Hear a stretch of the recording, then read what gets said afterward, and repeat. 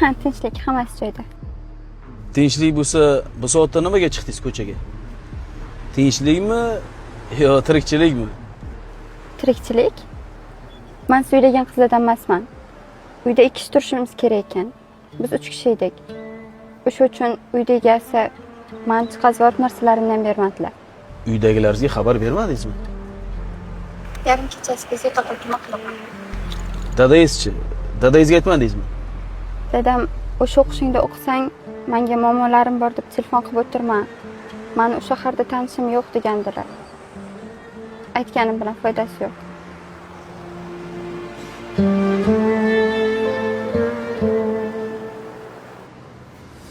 Ha, joylashdi. Hop ketdik.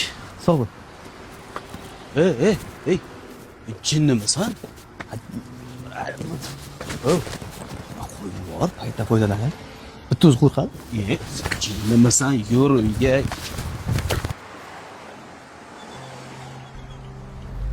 Tush.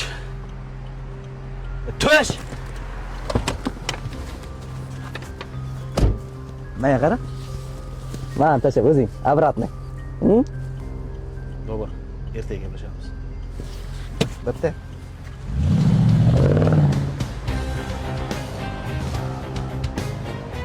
Dadam, o'sha o'qishingda o'qisang, menga muammolarim bor deb telefon qilib o'tirma. Men o'sha shaharda tanishim yo'q degandilar. Aytganim bilan foydasi yo'q. Kızım. Dadam keldilar. Kızım. Men sana uchun kimman? Dadajonim siz. Dada nima degani? Shu dada degani. Yo'q. Qizim, dada degani bu soyabon. Senga keladigan yomonliklarni qaytaruvchi zotni yerdagi soyasi degani. Agar biror joying og'risa, menga uyalmasan har doim aytgin. Xo'p qizim.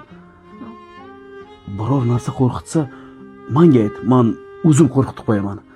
Yana qizim, sen meni yuragimsan. Sen meni ruhimsan. Sen tomirimdagi qonimsan. Ko'zlarimni yog'san. Sen meni quvonchimsan, qizim. Faqat qizim sendan bitta iltimos. Agar seni yoningda bo'lolmay qolsam, boshingga tashvish tushsa, menga telefon qil. Dadam uxlayaptilar ekan, bezovta qilib qo'yaman deb o'ylamagin. Men har doim yoningda bo'laman. Axir men seni otangman, qizim. Menga limon his olib kelmadingizmi?